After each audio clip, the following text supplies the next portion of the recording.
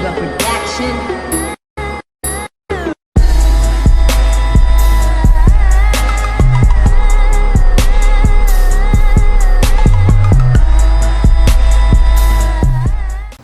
What's up, everybody? Welcome back to KevinR82 TV, your positive growth channel. Today we're going to be talking about the reason why I bought this 2014 Honda Genesis Coupe. For you guys that don't know, I say it's at the beginning of every single video. It's my 2014 Honda Genesis Coupe 3.8 Ultimate manual transmission. I had the car for a little bit over 4 years now. I actually did a video, you guys can check it out, where I actually talked about the reason why or how I saved so much money on this car when I first got it, which was one of the main reasons why I ended up getting this specific model, the Ultimate and everything like that, top of the line for this year that it was purchased. But I do have, this is one of those subjects that has been on my mind for years, and when it came to deciding whether getting this car or the other competitors, 370Z was at the top of the list, the Infiniti G37 at the time, and of course your V6 other competitors, the Mustang and the Camaro, are the main competitors that were on my radar as far as choosing between all these cars and the Genesis Coupe 1. So we're going to go through each car and we're going to discuss why I chose the Genesis Coupe over the other cars I just named. We're going to start with the not really the worst, but at the bottom of the list. This was one car that was, it's not even part of the V6 group or whatever that I just named.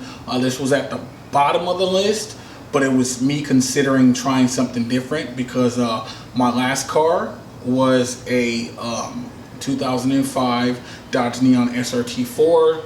If you guys don't know, that is a front-wheel drive turbocharged 2.4 liter. That car is extremely fun. I actually missed that car, man. I had a lot of good times with it. Unfortunately, I made no videos besides the one where I was trying to sell the car, which is going to lead into another video, which is going to be a really awesome story about that car and possibly getting that car back on the channel, but we're going to say that for another day. But yeah, so I wanted to try something different. I wanted rear-wheel drive, and I wanted naturally aspirated. I wanted to try something besides turbo. I wanted to try something with a good amount of power and does not require turbocharger. Turbos are fun, but it was a different, well, I want to try a different car. I want to try something different instead of staying with front wheel drive turbo. So one of the cars that was naturally aspirated, rear wheel drive, extremely lightweight, was the Scion FRS. Yeah, so the reason why I did not choose that car, and I knocked that one off the list first, I'm gonna tell you right now, number one, lack of power.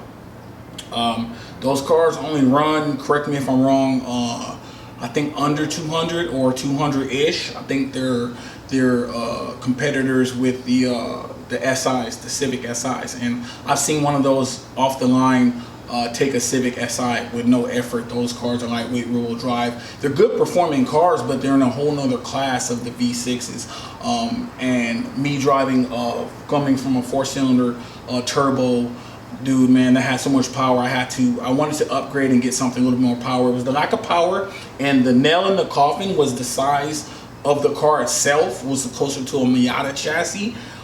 That makes it nimble, good handling and everything like that, but the lack of space on the inside, me and my wife took a look at it, because any car I was gonna get, she would have to get her stamp of approval on it, because I'd love to have her in the car with me, going for rides, whether it be to the grocery store or anything. On the weekends, we take my car. All the other times, Vegas, we take her car. But anyways, so the back seats of the Scion FRS or the BRZ or the 86, whatever you want to call it, are pretty much non-existent. You would have to have a small child or someone with really, really short, skinny legs. I don't know, dude. But anybody over like 5 foot something, like anybody, if you got anybody who's partially tall or just even my height, I couldn't fit in those back seats. I looked, and you know, I just, it's bad. The room and everything like that, the back seat's bad. Just in case I wanted to transport a family member or a friend or whatever, I wanted to have a little bit of something, you know. I still like having back seats if it's possible, whatever, but those are pretty much non-existent. Watched a lot of reviews on that, and yeah, and just wasn't something that my wife was going to be comfortable with either. and the bin on the lack of power and the size of the interior, I knocked that one off the list. So let's move on to the next one. We're going from the bottom up. We're going to end with the 370Z.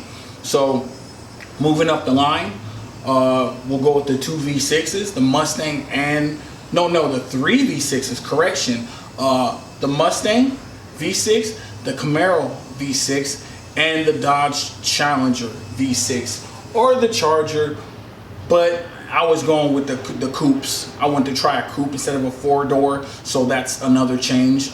So the Challenger gets knocked off the list immediately because of the size of it. I had a co-worker of mine at the time where I had my SRT4 and he bought one.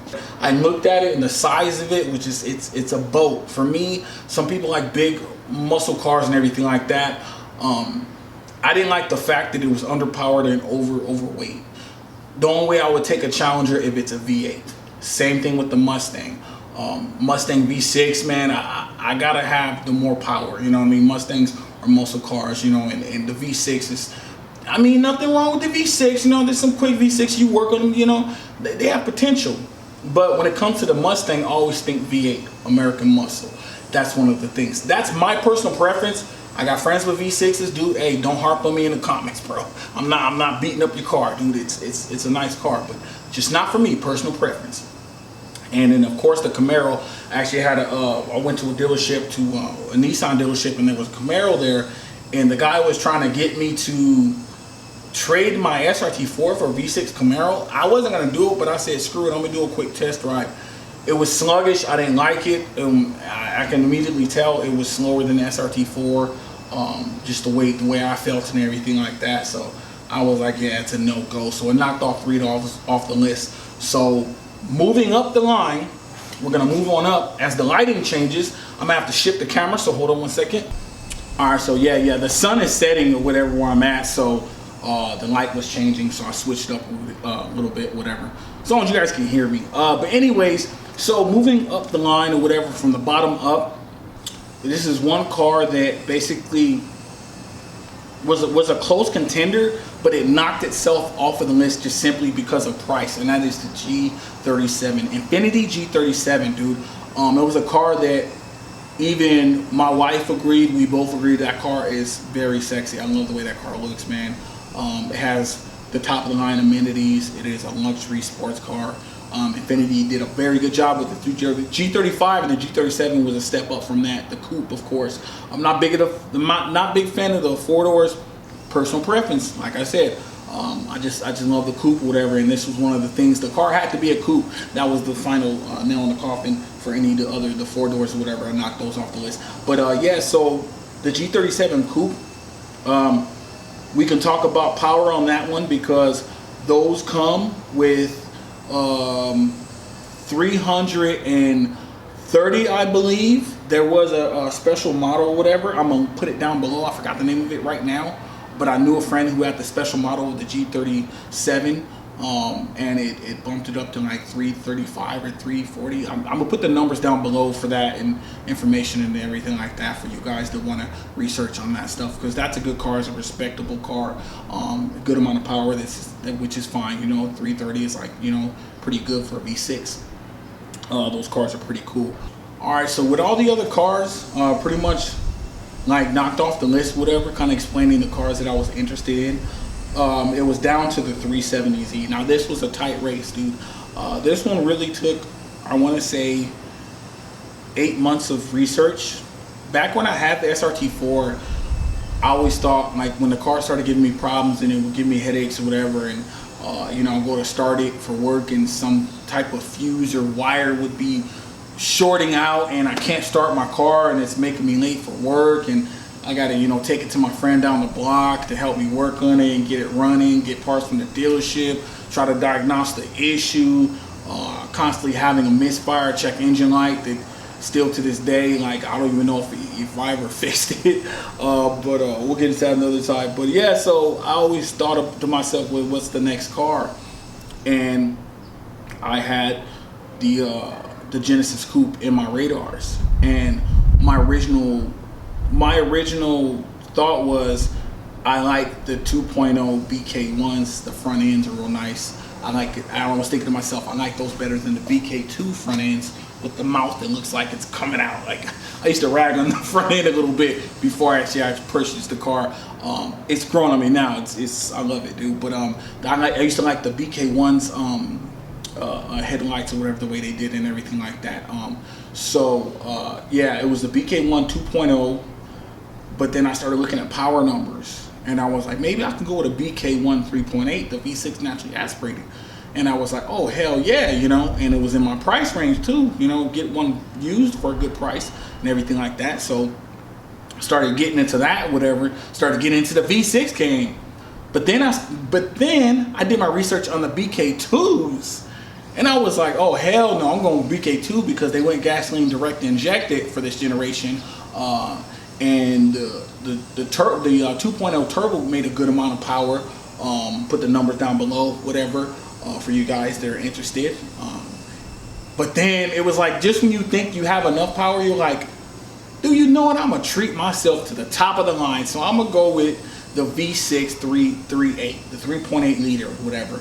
Because I was like, you know what? I'm going to stick to the naturally aspirated in the coupe, rear wheel drive, something different, something that I can slide if I want to slide or do, you know what I mean? It's a well-balanced chassis, so I'm going to try it out, you know? So I was thinking about that. But then I looked at the numbers for the Nissan 370Z, and I saw that the 370Z, I got the number right here, the base, well, it says 370Z has the power between 330 and 350. Now, I'm not too sure about the power for the 370Z, the base, but I do know that the 370Z Nismo comes with 350 horsepower, and this one comes with 348 horsepower. And I was like, dude, it only beats my car by two horsepowers, which isn't a whole lot. But also the 370Z is lighter than my car just by a little bit. So a lot of times a drag race can come down to driver, or the 370 might take my car by a little bit. Yeah, so basically when it came to power and everything like that, the 370Z had won that a little bit. Even if you didn't have the Nismo, the stock 370 still is a very good competitor for this car because it weighs less. That power to weight ratio, you might get off the line a little bit quicker. Plus, they probably put better tires than these freaking Bridgestone Potenzas. These things are plastic. Watch my last video talking about the top 5 inexpensive mods for this car, and I'll spoil alert. I'll let you guys know that the tires are at the top of the list. But you got to watch that video anyway. See the other mods if you're thinking about getting the Genesis Coupe. So it came down to how I felt about the car. So I went to the same dealership as I test drove the Camaro, which is a Nissan dealership. We were getting some work done on my wife's car, I believe, or whatever at that time, and we were thinking about possibly trying to get me a car from there too if they had a good deal. So I told the guy I'm interested in the 370Z, and this was gonna make or break my decision on 370Z or Genesis Coupe. So the guy was like, oh, we got a white one upstairs or whatever. I was like, it has to be manual. He's like, this one's automatic. I was like, you know what, let me get in the car first and let me see, even if I'll have you see if you can find me a manual transmission if I decide on the car.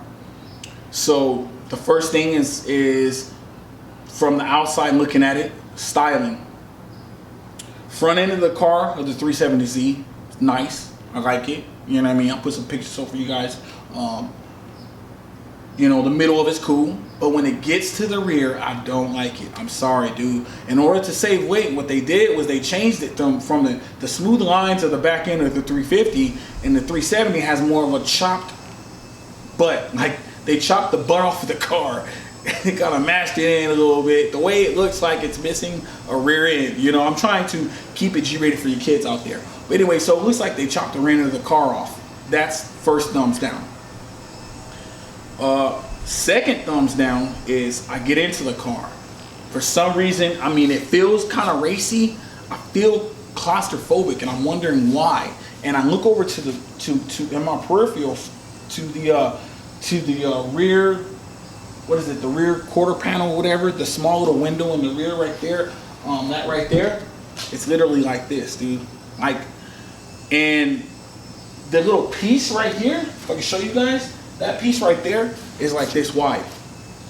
And like, I know I have my rear view mirrors, but I kind of like look over my shoulder sometimes, and you know what I mean? I know I'm not really gonna use that window because that's not the way you're gonna look out the back window when you're trying to, you know. But it didn't feel right. I didn't like it. It's the feeling wasn't there. I didn't feel it. And I looked in the rear, no rear seats. That was the nail in the coffin, dude. It was just the strut bar or sway bar, whatever you want to call it. It was that in the rear, and it just wasn't for me, dude. I thought about spacing and space and going on trips to visit my family in Vegas. Where are we gonna put all these bags? You know what I mean? Like, at least having rear seats. For this car has, not only does it have rear seats that you can actually use, I've actually put people in the rear tightly, but I put them in the rear. I've actually put my niece's car seat in the rear of this car. So fellas out there that have kids, or you plan to have kids and you want to get you can still get one of these. You can still get one of these, dude. But you get a 370Z, you can't, dude. That's not a family car, dude. You can make this somewhat of a family car, small kids and everything like that. The seats let down. So if you guys like, I don't know, you put something like, you can load whatever you want to put in there. You can load a snowboard in there or something like that. You probably get snow chains or something. It's gonna be difficult because it's rear wheel drive, you know. But I'm just saying, just for an example, if you wanted to load a bunch of stuff in the car, you can make it happen. I've crammed this thing full on trips to Vegas, dude, and it got approved. But that was the nail in the coffin for it, dude. It was the fact that it was a hatch on the 370Z, no rear seats.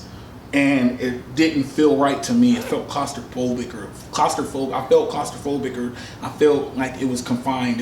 It was weird. I don't know, dude. It was weird. I know there's a lot of like supercars that are, you know, kind of similar to that. You know, you got Ferraris and everything with the glass door, with the glass window, and everything's tight and everything. But that's different. That's not like a daily driver. That's more of a weekend car.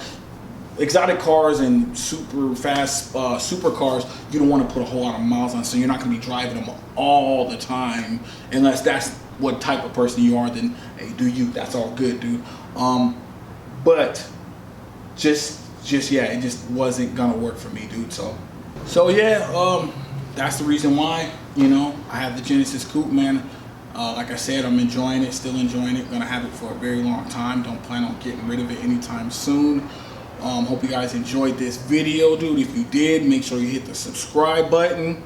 Make sure you hit that like button too, man. Appreciate all the love and the new subscribers, man. Welcome to the channel, dude. Make sure you guys go and scroll through and check out all my other videos. Even if it's non-Genesis Coupe content, please support my love all builds, dude. That's what I do. I love everything from muscle cars, supercars, JDM. I got my KDM fam for life. That's always gonna be there.